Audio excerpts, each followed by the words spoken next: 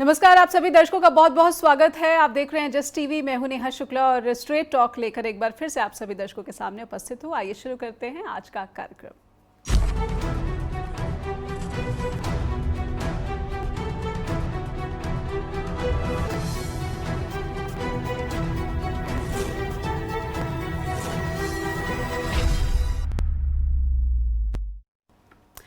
आप देख रहे हैं स्ट्रेट टॉक और स्ट्रेट टॉक में आज हम समझने की कोशिश करेंगे कि दिल्ली का चुनाव, दिल्ली का दंगल, शिक्षा हो, सुरक्षा हो और स्वास्थ्य हो, इन सभी मसलों पर दिल्ली वालों की जो मुश्किलें हैं, जो चुनौतियां हैं, वो कहीं ना कहीं समय के साथ सुलझती हुई, कम होती हुई नजर नहीं आ रही हैं, बल्कि स्वास्थ्य संबंधी जो चिंताएं हैं वो बढ़ते प्रदूषण की वजह से लगातार बनी हुई हैं। शिक्षा की जो बात है, शिक्षा के स्तर पर भी काफ़ी बहस हो रही है और सुरक्षा को लेकर तो अरविंद केजरीवाल ने सीधे सीधे केंद्रीय गृह मंत्रालय के खिलाफ मोर्चा खोल दिया है।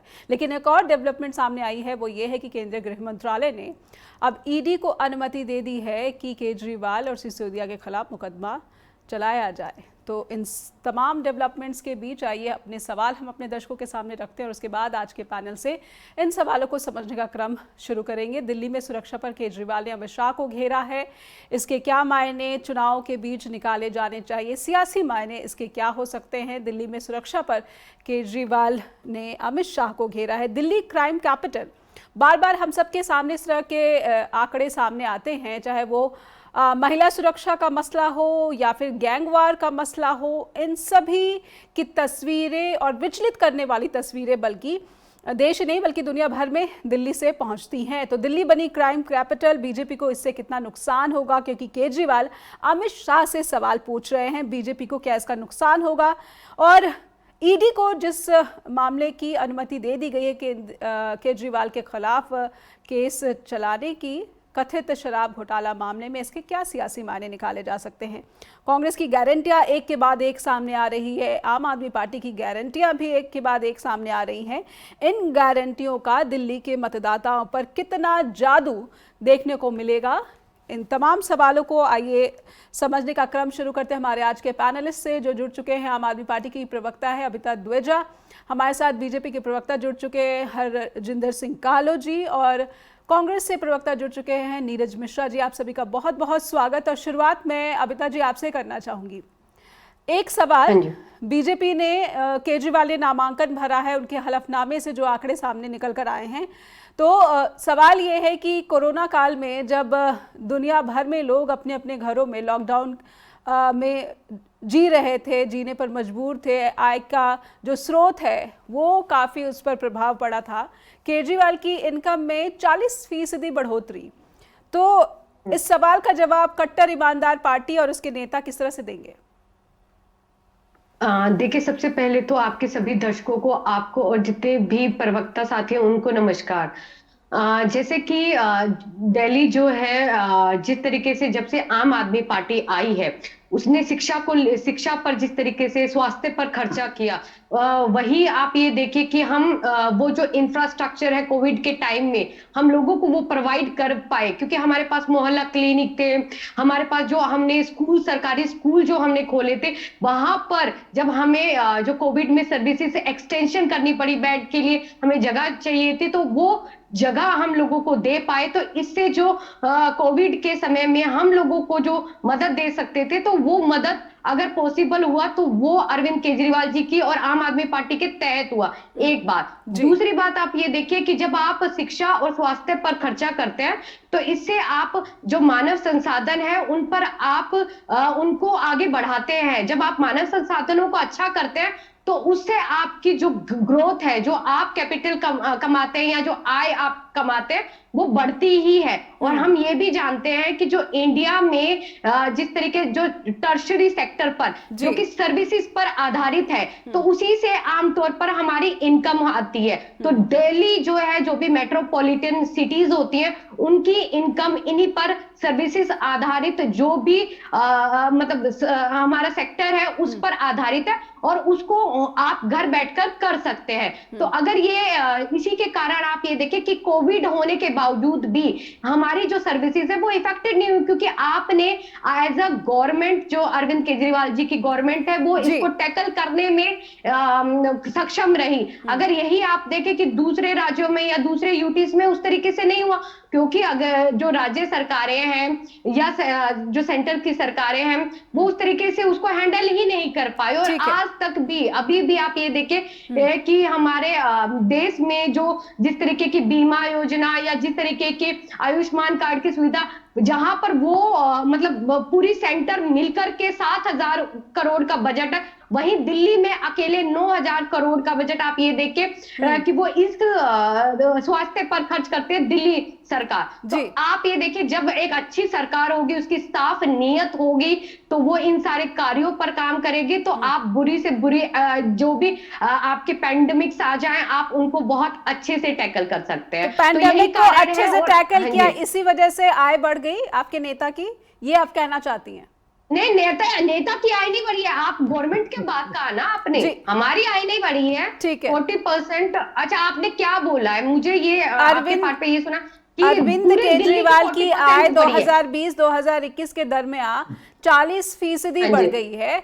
इस सवाल का उत्तर आम आदमी पार्टी कैसे देना चाहेगी, क्योंकि कट्टर ईमानदार का दावा करते हैं अरविंद केजरीवाल, इसलिए आय की बढ़ोतरी जनता चुनाव के वक्त इस सवाल का उत्तर अच्छा आप वो मुझे सुनने में थोड़ा रहा। देखिए, इस आय की जवाब मुझे ये भी दे दे जिस तरीके से प्रवेश वर्मा जी, आप ये देखिए कि आज वो सांसद भी नहीं है, 6 महीने से वो एमपी के घर में रह रहे हैं, जो कि अलाउड नहीं है। और वो उनके उसी पते पर 33 लोगों के लिए, नए लोगों के लिए नामांकन, जो कि वोटर लिस्ट में नाम जुड़वाना चाहते हैं, और वो पूरे दिल्ली में विधानसभा में जूते बांट रहे हैं, कंबल बांट रहे हैं, उन पर कोई ईडी की कार्रवाई नहीं हो रही। तो उनके पास ये पैसा कहां से आ रहा है? तो आप जिस दिन ये जवाब हमें दे दीजिए तो हम आपको सारे जवाब देंगे। जैसे कैगी की रिपोर्ट इन्होंने लाकर शीश महल पर रिपोर्ट तैयार कर दी, बीजेपी से उत्तर ले लेती हूँ। महल पर कोई रिपोर्ट नहीं है। अबिता जी बीजेपी के प्रवक्ता बैठे, उनसे उत्तर ले लेती हूँ, उसके बाद मैं कांग्रेस के प्रवक्ता से भी उत्तर जरूर लेना चाहूंगी। जी हरिंदर जी, उत्तर दें। बीजेपी के नेता भी भ्रष्टाचार, कथित भ्रष्टाचार के क्रियाकलापों में लिप्त हैं, संलिप्त हैं, इसलिए उनका कोई अधिकार नहीं बनता है कि वो केजरीवाल की आय से जुड़ा जो सवाल पूछे और उसका उत्तर उनको दिया जाए। जी नेहा जी, मुझे हंसी आ रही है कि हमारी बहन को और इनकी पार्टी को आंकड़ों से खेलना बहुत अच्छी तरह से आता है जी। और यही कारण है कि हाईकोर्ट ने भी फटकार लगाई जब ये नई और रेलवे प्रोजेक्ट की बात आई थी, तो उन्होंने कहा भी अपना पूरा एडवर्टाइजमेंट का हिसाब लेके आओ जी। जो लोगों की भलाई के लिए जो इंफ्रास्ट्रक्चर बनने जा रहा है उसमें आप कहते हो हमारे पास पैसे नहीं है, और एडवर्टाइजमेंट आपने पूरी दिल्ली में बोर्ड लगा करके भर के रख दिया है। बहुत अच्छी तरह से आंकड़े खेल सकते हैं। इनके पास एक सबसे बढ़िया इनकी डिफेंस मैकेनिज्म है विक्टिम कार्ड खेलना। वो कोई भी बात हो उसको लेकर के ये चलते हैं। वैसे मैं दिल्ली से ज्यादा परिचित नहीं हूं, मैं तो पंजाब का रहने वाला हूं, पर उसी हिसाब से फिर भी मैं ये बात करूंगा कि ये एजुकेशन के इंफ्रास्ट्रक्चर की बात करते हैं। 21-22 में इनकी जो आरटीआई में इंफॉर्मेशन ली दिल्ली की, तो मोर देन 40% स्कूल इनके टीन की चदरें ऊपर पड़ी हुई थी। कुछ एक स्कूल्स को उनके फोटो खींच करके एड में दिखाते रहते हैं, स्कूल ऑफ एमिनेंस। और मैं पंजाब की आपको बात बताऊं, इनके स्कूल ऑफ एमिनेंस की रिपोर्ट भाड़ा फोड़ा ट्रिब्यून ने और इंडियन एक्सप्रेस ने। उन्होंने कहा कि इनके स्कूल ऑफ एमिनेंस में मोर देन 40% जो है हेड्स नहीं है, प्रिंसिपल नहीं है, हेडमास्टर्स नहीं है। बहुत से स्कूल ऐसे हैं जहां में एक टीचर है और डेली बेसिस पे टीचर भेजे जा रहे हैं जी। और फिर दिल्ली और पंजाब में सर्व शिक्षा अभियान में इन्होंने एमओयू साइन किया जी, लेकिन भाग गए। क्यों भाग गए? क्योंकि 40% इनको उसमें डालना था, 60% सेंटर ने डालना था। ये 40% भी डालने के लिए तैयार नहीं थे जी। बहुत अच्छी तरह से आंकड़ों को ये मैनेज कर लेते लेकिन हैं। उसके इसमें बाद कोई तो ऐसी मुझे बात- जहां तक याद आप है जब कि फोटो इस की खबर बात में कर रहे हैं, डेवलपमेंट आ गई थी और इस केंद्रीय योजना के लिए सरकार को हामी भरनी पड़ी थी, क्योंकि बाद जीएसटी की जो रकम है वो रोक ली गई थी, या फिर जो कुछ संबंधित रकम है वो रोक ली गई थी पंजाब सरकार की। क्यों रोकी गई थी वही मैं बता रहा हूं ना जी ऐसे ये मोहल्ला क्लिनिक की बात करते हैं, या रूरल डिस्पेंसरी, ये तो केंद्र सरकार की ब्लैकमेलिंग हुई ना हरिंदर जी, ये तो केंद्र सरकार की ब्लैकमेलिंग हुई कि अगर आप मेरे केंद्रीय योजना में शामिल नहीं होंगे तो मैं जो इससे संबंधित राशि है जो जारी नहीं करूंगा। ये तो ब्लैकमेलिंग हुई। फिर संघीय ढांचे का क्या, जो भारत का एक संघीय ढांचा है, एक बॉडी है, पंजाब सरकार इलेक्टेड सरकार है, तो उस संघीय ढांचे पर प्रहार नहीं है? नेहा जी, मैंने आपको एमओयू की बात की है जी। एमओयू किस बात के लिए साइन किया जाता है? उसमें कुछ कंडीशंस होती हैं जी। जब आप कंडीशन वो फुलफिल नहीं करेंगे, या जिस बात के लिए एमओयू साइन किया है जी फंड्स आते हैं जो उसके लिए नहीं आप यूज करेंगे तो है। आपका पैसा रुकेगा? क्यों नहीं रुकेगा जी? आप इनको रूरल हेल्थ डिस्पेंसरीज के लिए पैसा भेजा गया, इन्होंने वो सफेदी वो पोत करके तो उसको लिख दिया मोहल्ला क्लिनिक जी। अब वहां से बैकआउट क्यों किए? पंजाब में 400 मोहल्ला क्लिनिक इन्होंने वापस रूरल डिस्पेंसरी में चेंज कर दिए, क्यों किए जी? मैंने पहले कहा कि आंकड़ों से खेलना। अब ये वोटों की बात कर रहे थे, ये मैं आपको एक दिखा रहा हूं, ये पंजाब की ये वोटर लिस्ट है, इसको आप ध्यान से देखिए कि एक वार्ड एक बूथ की 250 वोट जो है वो दूसरी वार्ड में शिफ्ट कर दी, जो मिलती नहीं है, कहाँ है? ऐसे ही मैं दिल्ली का देख रहा था आपके चैनलों पर ही कि वहां बोल रहे हैं कि एक घर में 5 वोट हैं, लेकिन बनी है वहां पे 50 वोट या 20 वोट, कभी कहीं 15 वोट। वो 15, 20, 50 वाले लोग हैं कौन, कहां से आते हैं जी? और कब को वोट डालते हैं? घर वालों को तो पता ही नहीं कि ये लोग हमारे घर में रहते हैं या वोट डालने आएंगे। वो सिर्फ वोट डालने के लिए आते हैं, वोट डाल के चले जाते हैं जी। एक ये बहुत बढ़िया तरीके से जो है फियर का जो इनका है वो बहुत बढ़िया फैलाते हैं। जैसे आप विक्टिम पार्ट खेल रहे हैं और एक तोड़ के आपको निठल्ले कर देंगे। ठीक है, एक छोटा सा ब्रेक लूंगी मैं, उसके बाद समझने की कोशिश करूंगी। हमारे साथ कांग्रेस के प्रवक्ता भी जुड़े हुए हैं कि ये एक विक्टिम कार्ड खेल रही है आम आदमी पार्टी, और करप्शन को लेकर बीजेपी और आम आदमी पार्टी के बीच जिस तरीके से आरोप प्रत्यारोप देखने को मिल रहा है, कांग्रेस का इस पर क्या कहना है? क्योंकि कहीं ना कहीं कांग्रेस की सरकार भी जिस तरीके से दिल्ली वालों ने विदा की थी उसका एक मुख्य कारण भ्रष्टाचार के आरोप भी थे। एक ब्रेक के बाद लौटते हैं स्ट्रेट टॉक के साथ। फिर से स्वागत है, आप देख रहे हैं स्ट्रेट टॉक और दर्शकों को लेकर चलते हैं कांग्रेस के प्रवक्ता नीरज मिश्रा जी के पास। नीरज जी, आपने दोनों प्रवक्ताओं की बातें सुनी हैं, भ्रष्टाचार के आरोप दोनों एक दूसरे पर लगा रहे हैं, लेकिन मुझे लगता है कि सभी जो आरोप हैं कहीं ना कहीं जनता की अदालत में इस पर जो चेकिंग इस वक्त हो रही है, और कांग्रेस भी इससे छूती नहीं है। हालांकि शीला दीक्षित की सरकार के दौरान भी किस तरह से भ्रष्टाचार के मामले सामने आए थे, और दिल्ली वालों ने एक वजह यह भी थी कि चाहे वो सुरक्षा का मसला हो चाहे वो भ्रष्टाचार का मसला हो, कांग्रेस की विदाई इन वजहों से हुई थी। नीरज जी, देखिए नेहा जी, हमारी आम आदमी पार्टी की जो प्रवक्ता हैं वो जब अपनी बात कह रही थी तो मुझे ऐसा लगा कि शायद उन्होंने अनजाने में सच बोल दिया, क्योंकि जिस तरीके से कमीशन खोरी की सरकार चल रही है और दिल्ली के अंदर चाहे वो जीएसटी कलेक्शन से हो, चाहे एक्साइज कलेक्शन से हो, चाहे टैक्स पेयर के पैसे से जो हमारा बजट लगातार बढ़कर आज 71,000 करोड़ रुपए हो गया है, जिसके अंदर अगर पीआरएस की माने जो पार्लियामेंट की बॉडी है, जिसमें लगभग 29% का कैपिटल आउटले में देयर अ डिक्रीज, जिसका मतलब है कि 20,000 करोड़ रुपए कम है, और वहीं पर अगर अरविंद केजरीवाल जी की संपत्ति में बढ़ोतरी हो रही है, वैसे हम उस पर कोई सवाल नहीं उठा रहे, लेकिन वो बोलते बोलते शायद ये कह गई कि शायद वो कमीशन के पैसे से शायद उनके यहाँ पर बढ़ोतरी हो रही है। आप अज्यूम कर रहे हैं ना, आप शायद लगा रहे हैं, आप अज्यूम कर रहे हैं जी। देखिए जो उन्होंने कहा, मुझे लगता है कि वो अनजाने में कह गई, और हमारी क्योंकि फेलो पैनलिस्ट हैं तो मैं ज्यादा इस पर नहीं कहूंगा, लेकिन अब मुद्दे पर आ जाते हैं। देखिए नेहा जी, क्या है जी, दिल्ली के अंदर पिछले 11 साल से एक फुटबॉल मैच चल रहा है, जिसमें एक पोस्ट पर आपको भाजपा के लोग दिखेंगे, दूसरे पोस्ट पर आपको आम आदमी के लोग दिखेंगे। ऐसा इसलिए क्योंकि दिल्ली का जो गवर्नेंस मॉडल है उसके अंदर मल्टीप्लिसिटी है। लगभग उस 11 साल में से 9 साल दिल्ली के अंदर जो म्युनिसिपल कॉर्पोरेशन उसमें भाजपा का कब्जा रहा। जी। लगातार 9 साल इनका मेयर रहा और पिछले 2 साल से आज आम आदमी पार्टी 11 साल में यहाँ आम आदमी पार्टी की विधानसभा में सरकार रही, तो उस सरकार के ऊपर सवाल उठते हैं। और देश में भी पिछले 11 साल से मोदी जी की सरकार है। तो दिल्ली के अंदर अगर आप गवर्नेंस मॉडल देखें तो वो उन 3 लेयर्स में है। अब दिल्ली के अंदर लिकर गेट जैसा स्कैम होता है। लिकर गेट स्कैम में जितनी भागीदार आम आदमी पार्टी है, क्योंकि उन्होंने उस पॉलिसी को बनाया, उतने ही भागीदार दिल्ली की जो मेयर थी उस समय वो भी है, उतना ही एलजी का ऑफिस भी है और उतना ही डीडीए है जो कि केंद्र सरकार के अंदर आता है, जिसको हरदीप पुरी जी चलाते हैं। ऐसा इसलिए क्योंकि दिल्ली के अंदर जब मास्टर प्लान 2030 से डिविएशन हुआ तो वो जिम्मेदारी एमसीडी और डीडीए की थी कि रिहायशी इलाके में शराब की दुकान ना खुले, लेकिन इनके पार्षदों ने कमीशन का पैसा लेकर भ्रष्टाचार कर दिल्ली के हर मोहल्ले में शराब की दुकान खुलवा नीरज जी, और जहां तक दिल्ली कांग्रेस अलग राग अलापती है जबकि राष्ट्रीय कांग्रेस है इसी मुद्दे पर अलग राग अलापती है। जब लोकसभा के चुनाव चल रहे थे और फिर केजरीवाल को गिरफ्तार कर लिया गया तो कांग्रेस ने इसकी कड़ी निंदा की। अब जब ईडी को अनुमति दे दी गई है कि केजरीवाल के खिलाफ मुकदमा चलाया जाए तब कांग्रेस इसको समर्थन दे रही है। तो कांग्रेस का शराब घोटाले पर क्या स्टैंड है?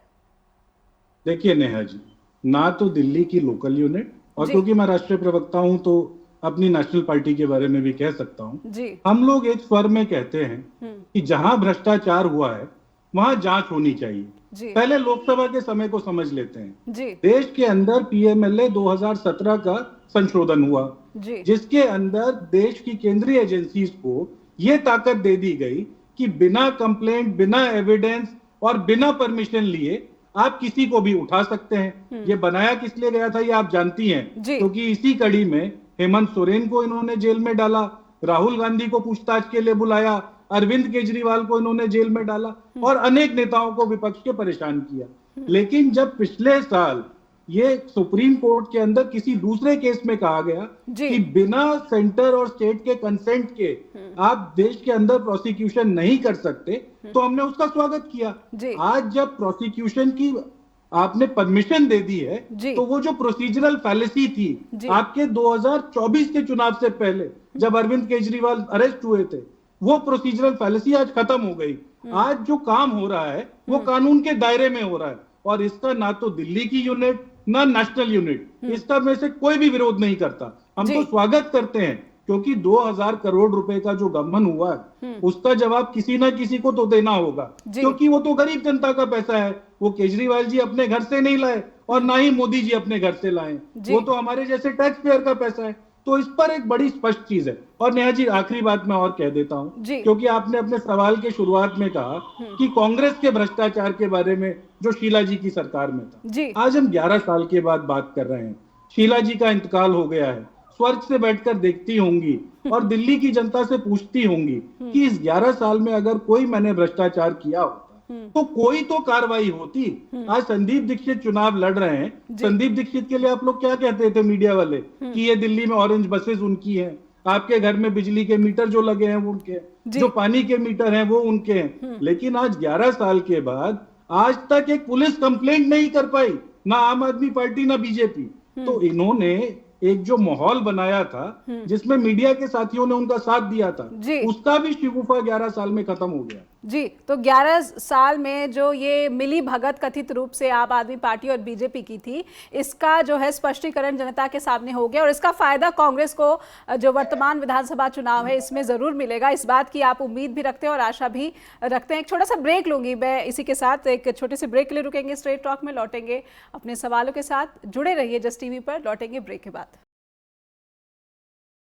फिर से स्वागत है, आप देख रहे हैं स्ट्रेट टॉक और दर्शकों को सीधे ले चलेंगे आम आदमी पार्टी की प्रवक्ता अबिता जी के पास। अबिता जी, 2 बातें निकलकर सामने आई हैं अब तक की चर्चा में। एक तो शिक्षा पर आपने जिस तरीके से कुछ सुधार लाया, स्कूलों की दिशा बदली, उस पर जो है स्पष्टीकरण बीजेपी के जो प्रवक्ता है उन्होंने कहा है कि ये सिर्फ कुछ चुनिंदा जगहों की फोटो खींचकर प्रचारित करने का काम है, असल में ऐसा कुछ हुआ नहीं है। तो इस पर मैं एक छोटी सी टिप्पणी करूंगी इससे पहले कि सुरक्षा के सवाल पर जिसे केजरीवाल ने आज उठाया है उस पर आपसे समझने की कोशिश करूं कि ये अगर जीत भी जाते हैं तो इस समस्या का कैसे निदान होगा, फिर इस मसले को उठाने का क्या फायदा।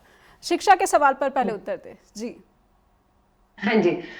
देखिए, सबसे पहले तो मैं ये बात स्पष्ट कर दूं कि मैं सरकार जो आम आदमी पार्टी के उसके रहते हुए दिल्ली की आय के ऊपर मैंने बात की थी, ना कि अरविंद केजरीवाल जी की। ठीक पहली है। बात। दूसरी बात, जो स्कूल के बारे में आपने कहा, तो जो बीजेपी के प्रवक्ता है, पहले तो वो ये खुद बता दे, जैसे गुजरात में इतने साल हमारे प्रधानमंत्री जी मुख्यमंत्री रहे, वो एक सरकारी स्कूल नहीं ढूंढ पाए कि वहां जाकर के वो एक फोटो नीरज जी, मैं खिंचा आऊंगी सके, आपके उन्हें पास टेंट का जी। स्कूल बनाना पड़ा। एक बात। जी दूसरी बात, जहां यहाँ पर कांग्रेस के साथी भी बैठे थे, तो मैं आपको बता दूं कि 10 साल के कार्यकाल में लगभग 22,000 कमरे जो दिल्ली सरकार ने दिए, और उससे पहले जितने साल, 75 साल के, या आप ये देखिए उससे पहले जितने भी 10 साल से पहले जो कांग्रेस रही है, उन्होंने सिर्फ 24,000। इतने सालों में आप, लगभग 65 सालों में आप सिर्फ 24,000, वही नीरज 10 जी, मैं आऊंगी आपके सालों में पास। आम आदमी पार्टी ऐड करती है। ठीक है, 10,000 का 22,000 कमरे ऐड करती है। एक शिक्षा के ऊपर बात जी रही, क्वालिटी के ऊपर, जो क्वालिटी आम आदमी पार्टी दे रही है, शिक्षा का स्तर जितना ऊपर अच्छा किया है, इसके ऊपर हमारे आरबीआई के गवर्नर है, उन्होंने भी, रघुराम राजन जी ने भी बहुत कहा कि ये एक रिवोल्यूशनरी है। जो आम आदमी पार्टी ने जो शिक्षा में बदलाव लाया है, वो एक रिवोल्यूशनरी चीज है। एक चीज। जी दूसरी बात, आपने एक सुरक्षा के ऊपर बात कही। जी देखिए, सुरक्षा के ऊपर जिस तरीके से सैफ अली खान जी के ऊपर अटैक हुआ, बहुत बहुत चिंता का विषय है। आपको ये भी बता दूं, जैसे मैं हरियाणा से आती हूँ, तो यहाँ पर पिछले साल जब चुनाव का समय था, उसी टाइम फरवरी में नफे सिंह राठी जी, जो कि इनेलो पार्टी के एक अध्यक्ष थे, जी उनको दिन दहाड़े गोली मारकर हत्या कर दी गई। जी ठीक है, और वही आप ये देखिए कि सलमान खान जी के ऊपर गोली चली, और जिस तरीके से अभी आप ये देखिए कि देखिए, पार्टियों में आप आरोप प्रत्यारोप, आप कमियां निकालते हैं, अच्छी बातें निकालनी चाहिए, जनता सबसे ऊपर है, जी लोकतंत्र सबसे ऊपर है, पर आप महिलाओं के ऊपर इतनी गंदी टिप्पणी कर रहे हैं, जैसे कि प्रियंका गांधी जी हैं, उनके गाल को लेकर के जिस तरीके से टिप्पणी करी गई, आतिशी जी के लिए, तो इस तरीके की बातें आप ये देखिए कि जब से बीजेपी सत्ता में आई है, तब से क्राइम बहुत बीजेपी ज्यादा से बढ़ा सवाल है। कर और लेती जो हूँ मैं, गृह ठीक है। मंत्री जी ईडी के चार्जेस हमारे पर लगा रहे हैं, जो जी उनका कार्य है, गृह मंत्री जी जो अमित शाह जी है, पहले वो जस्टिस लोया की हत्या के आरोप उन पर जो लगे हैं, पहले उसको साफ ठीक करें। है, ठीक सारा है। देश जानता है महिलाओं कि के आप कितने सम्मान, झूठे हैं। हाँ जनता जी। की सुरक्षा और शिक्षा, इन सभी पर बीजेपी को घेर रही हैं आम आदमी पार्टी की प्रवक्ता। इससे पहले कि बीजेपी से मैं उत्तर, इस पर भी, मैडम, एक मैं लोकतंत्र पर भी घेरना चाहूंगी। जैसे चुनाव आयोग ने, अभी आप ये देखिए जी कि दिन पर दिन जिस तरीके से खुद लोकल जो चुनाव आयोग दिल्ली के हैं, उन्होंने 15 दिन में 5 लाख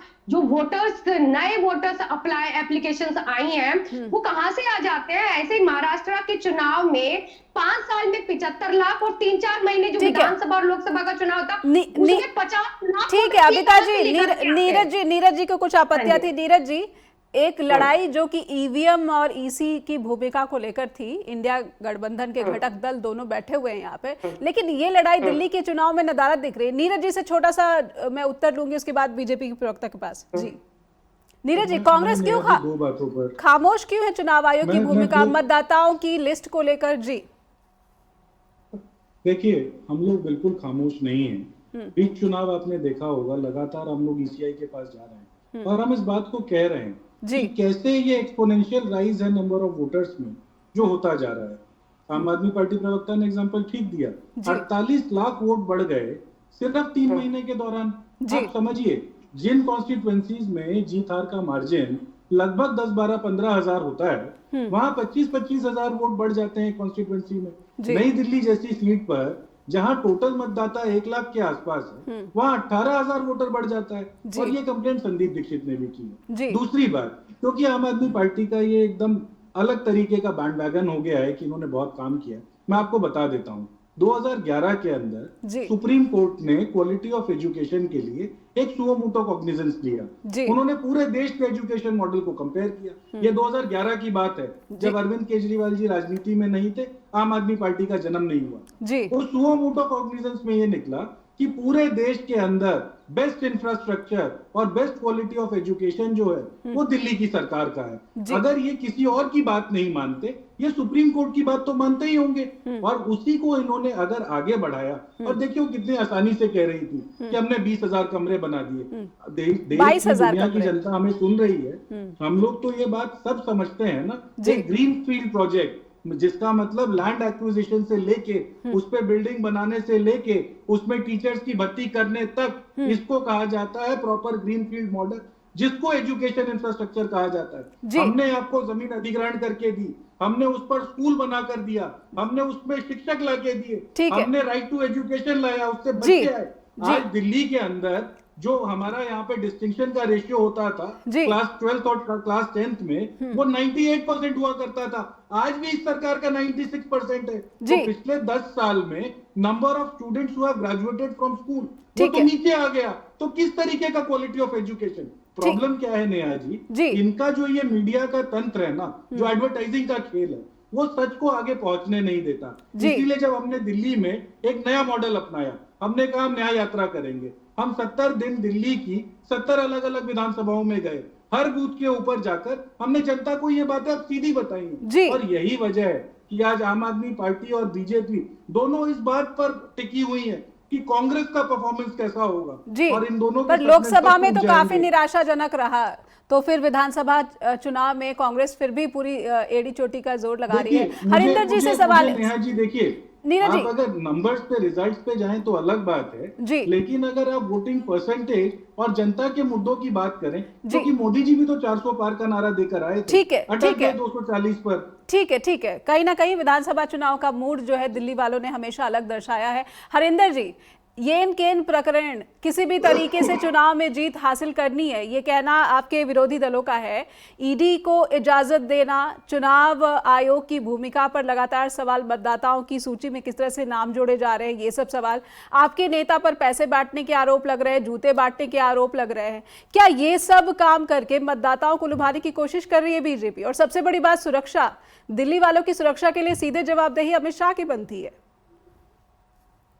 नेहा जी, सबसे पहले तो पैसे बांटने वाली बात तो वो खुद जो जिनको कह रहे हैं बांटते हैं, वो तो खुद कह रहे हैं कि आपको इंक्वायरी करवाओ, अगर कोई मैं गलत काम करता हूं मेरे खिलाफ एक्शन लो। मुझे लगता है कि कार्रवाई शुरू की गई है प्रवेश वर्मा के खिलाफ। जी तो ले एक्शन, इसमें कोई इनको रोकता थोड़ी है। अब बात आई वोटर बढ़ने की। जी, बांग्लादेश और रोहिंग्या लोगों के जो जाली पेपर बन करके वो इधर दिल्ली में बस रहे हैं, कहां से आ रहे हैं, कौन ला रहा है, कौन पेपर बना के दे रहा है इनको? तो वोटें बढ़ रही हैं।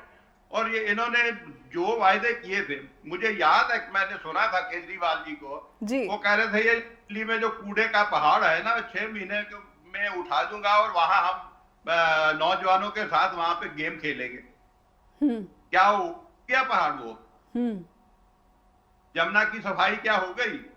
प्रदूषण के लिए ये हम पंजाब वाले लोगों को ये के खिलाफ बोलते रहे जी, तो इन्होंने उस समय कहा था कि हमने ऐसा केमिकल दिल्ली में बना लिया जिससे वो जो पराली और जो भी वेस्ट होती है वो एकदम उसका जो है वो डिकम्पोज हो जाएगी। तो वो कहाँ गए सब? 40 लाख का वो था केमिकल और कितने करोड़ उसकी एडवर्टाइजमेंट पे लगा दिया जी।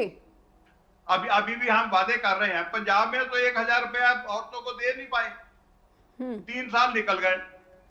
अब 2500 रुपया बोलते हैं दिल्ली में देंगे, कहां से देंगे?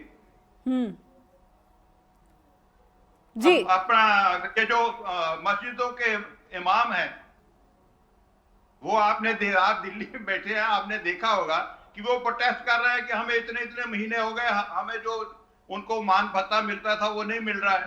तो ये ग्रंथियों और मंदिरों के पुजारियों को 18,000 कहां से लाके देंगे? जी, तो मैंने पहले कहा कि इनको आंकड़ों का खेलना बहुत अच्छी तरह से एडवर्टाइजमेंट, इसीलिए एडवर्टाइजमेंट में ज्यादा से ज्यादा पैसा लगता है। ठीक है हरिंदर जी, इस वक्त गृह मंत्रालय ने ईडी को अनुमति क्यों दी? अभी दिल्ली में चुनाव चल रहे हैं, कहीं ना कहीं जो एक समतल मैदान की बात आती है सियासी दलों के लिए। पहले भी लोकसभा चुनाव में भी इस तरह की शिकायतें विरोधी दलों ने की थी, अब फिर से चुनाव में इस तरह की बात करेगी। तो क्या बीजेपी को नहीं लगता कि जनता को पता होता है चुनाव के समय अगर इस तरह का कुछ भी सामने आता है तो जनता का क्या आकर्षण बीजेपी के प्रति बढ़ेगा इससे? नेहा जी, देश में कहीं ना कहीं चुनाव तो होते ही रहते हैं जी। कोई ऐसा कोई 2-4 महीने निकलते हों जहां चुनाव नहीं होते, तो ये चुनाव की वजह से जो ये एजेंसीज हैं क्या वो काम बंद कर देंगी? उनको काम करेंगे तो मोदी जी तो इसीलिए कह रहे हैं कि एक ही दफा चुनाव कराओ जी, काम खत्म। उससे एक तो देश का पैसा बचता है जी। एक दफा पार्लियामेंट का चुनाव हो तो मोर देन 10 अरब रुपया लग जाता है जी। तो इलेक्शन लड़ने वालों का कितना लगता होगा मैं नहीं जानता। तो अगर ये सारे इकट्ठे हो जाएंगे तो इनका पैसा, देश का पैसा बचेगा ना जी। तो और शायद डॉलर के मुकाबले रुपए की स्थिति भी सुधर जाएगी शायद ऐसे ही। हाँ, रोज कोड नहीं लगेगा जी। जब कोड लगता है सारा गवर्नमेंट का काम ठप हो जाता है जी। ठीक है, ठीक है। एक देश एक इलेक्शन के जरिए क्या डॉलर के बनिस्बत जो रुपए की वैल्यू कम हो रही है उस पर भी थोड़ा सा ब्रेक लग जाएगा क्या? एक छोटा सा ब्रेक के बाद लौटते हैं स्ट्रेट टॉक के साथ। फिर से स्वागत है, आप देख रहे हैं स्ट्रेट टॉक और सीधे चलेंगे आम आदमी पार्टी की प्रवक्ता अबिता जी के पास। अबिता जी, कांग्रेस ने कहा कि 8500 रुपये वो शिक्षित बेरोजगार युवाओं को, 500 रुपये में सिलेंडर, 300 यूनिट जो बिजली है वो मुफ्त देगी। इन तमाम गारंटियों का दिल्ली की जनता पर काफ़ी असर हो सकता है, क्योंकि कहीं ना कहीं आम आदमी पार्टी की लगातार विजय के पीछे जो मुफ्त बिजली या फिर ज़ीरो बिजली का बिल, इन सब का फ़ायदा काफ़ी पार्टी को पहुंचता रहा है जी। हाँ जी, देखिए ये सारी सुविधाएं ये और राज्यों में भी देते आए हैं, वहां पर तो कोई रिजल्ट नहीं आया है।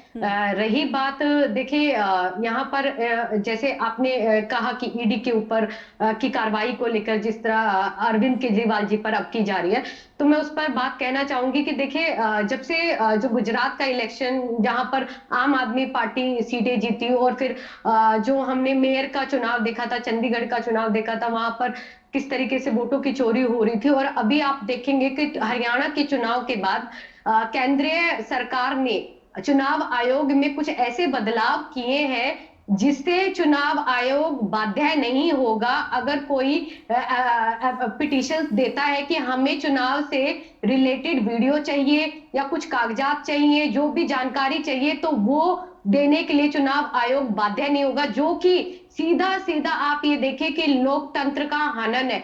ये बहुत बड़ा चिंता का विषय है कि इस तरीके की राजनीति, एक तानाशाही चल रही है, एक चीज। दूसरी तरफ ये क्या कर रहे हैं कि ये इनको पता है कि अरविंद केजरीवाल जी को हराना आसान काम नहीं है, जनता उनको चाहती है, उनके काम जिस तरीके से उन्होंने किया, और काफी मजबूत। आप ये देखिए कि हमारे कितने नेताओं को इन्होंने जेल में डाला, उसके बाद भी ये पार्टी नहीं टूटी, तो इनके पास हथियार ही क्या रह जाता है? ईडी का सहारा, बस यही। और आप ये देखिए कि उसमें भी सुप्रीम कोर्ट ने बार बार ये कहा है कि जो ईडी है, सीबीआई है, वो तोता मैना है।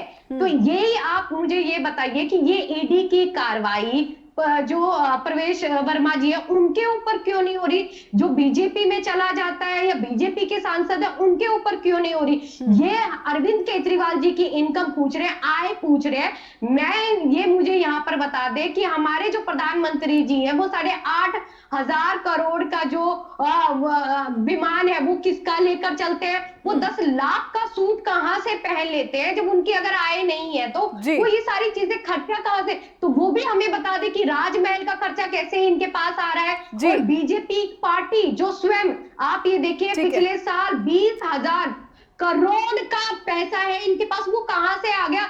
ऐसा सिर्फ देश में ही नहीं, पूरे विश्व की सबसे ज्यादा अमीर पार्टी कोई है तो वो बीजेपी पार्टी है। तो ये बताएं कि आपके 10 सालों के अंदर शीश महल बनाम राजमहल, इसकी पॉलिटिक्स भी दिल्ली में देखी जा रही है। ठीक है, कितने परसेंट आपका बढ़ोतरी अबिता जी यहाँ पर बताएं। अबिता जी, शीश महल बनाम राजमहल, ये विवाद तो चल ही रहा है दिल्ली के चुनाव में। नीरज जी से समझना चाहूंगी।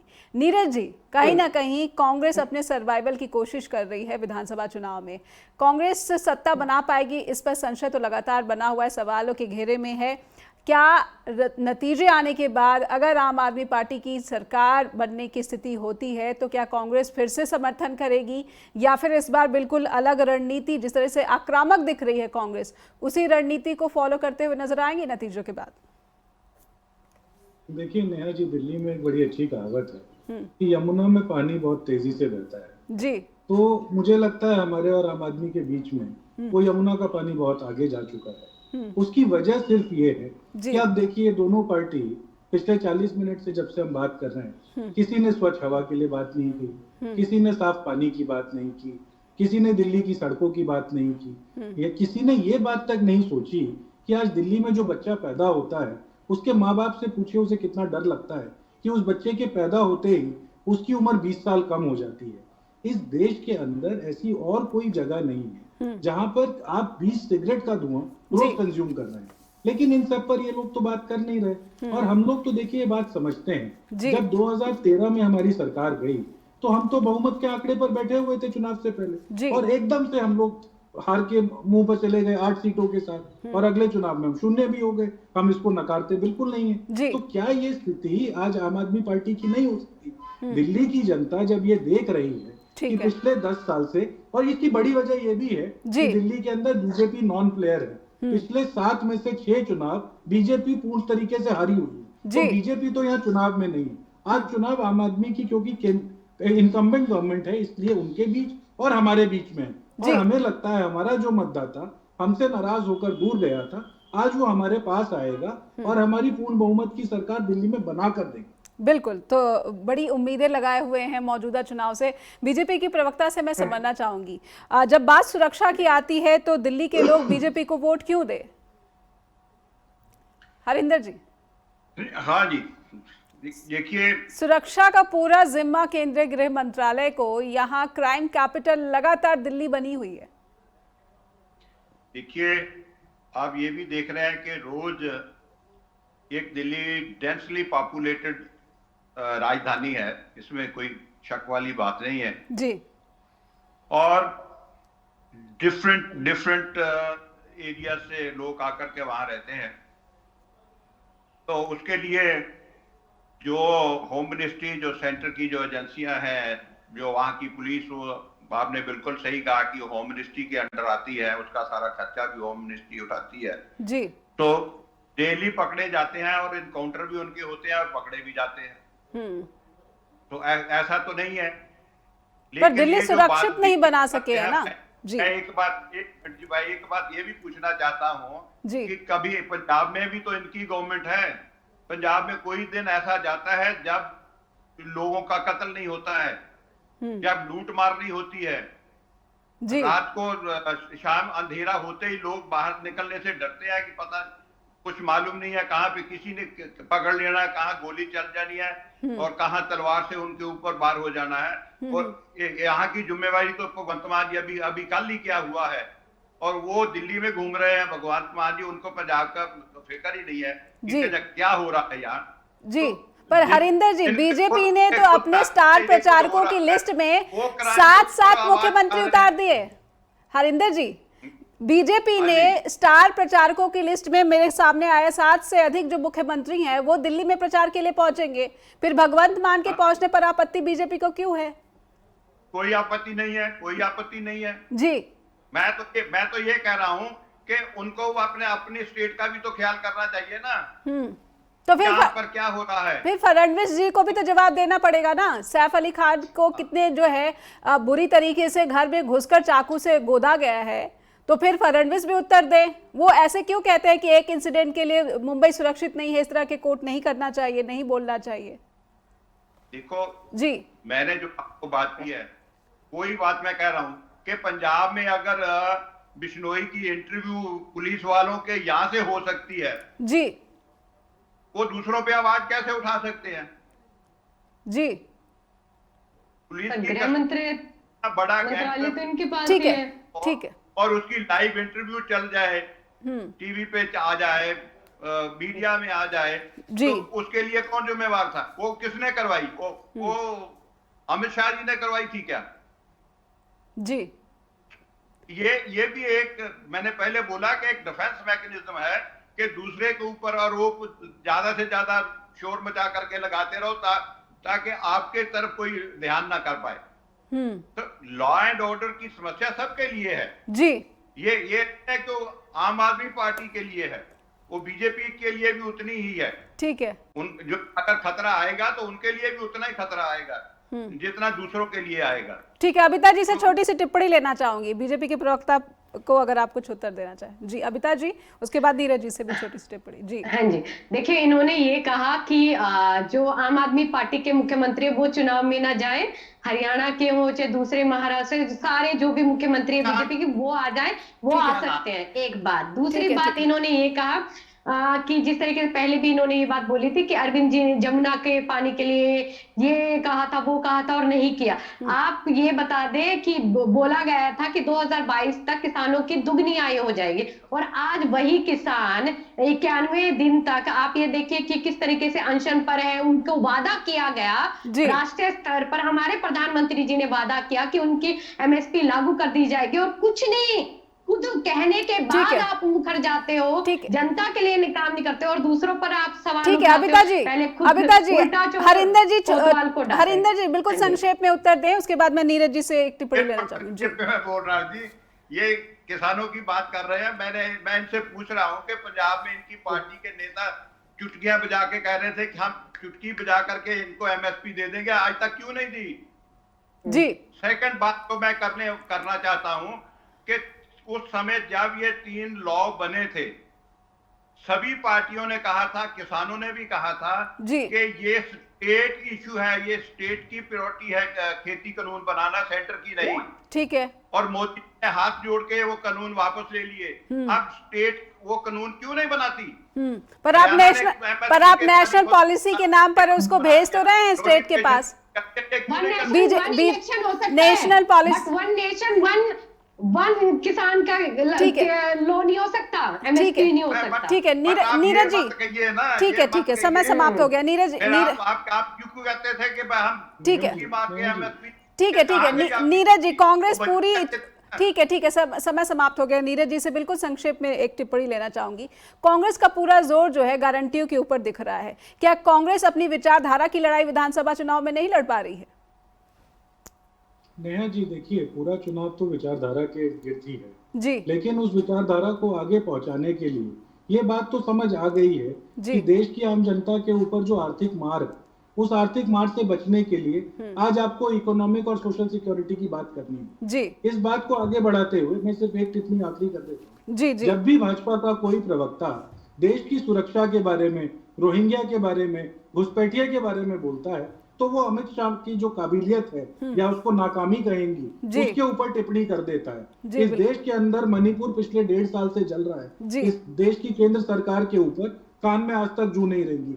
5, 7, 10 प्रदेश पार करके दिल्ली के अंदर कोई रोहिंग्या आ जाता है तो उसको बसाने का काम केंद्र की सरकार करती है, चाहे यूएनएचआरसी का वो हवाला देती हो, लेकिन बसा तो वही रही है। तो इस देश के इतिहास में जो विफलतम गृह मंत्री रहे अमित शाह, उनके बारे में तारीफ जो है वो उनकी पार्टी के प्रवक्ता ही कर जाते हैं। जी बहुत बहुत धन्यवाद करना चाहूंगी, समय समाप्त हो गया। आप सभी का बहुत बहुत आभार, आप स्ट्रेट टॉक के साथ जुड़े, मंच पर आए, इसलिए आपका आभार व्यक्त करना चाहती हूँ। दर्शकों से अनुरोध करूंगी कि आपको इस कार्यक्रम से जुड़ी हुई कोई भी बात हम तक पहुंचानी है तो बेझिझक हमें ईमेल भेजें info@justbroadcasting.com और neha@justbroadcasting.com पर भी ईमेल भेज सकते हैं। अपना ख्याल रखिए और लगातार जुड़े रहिए जस्ट टीवी पर। नमस्कार।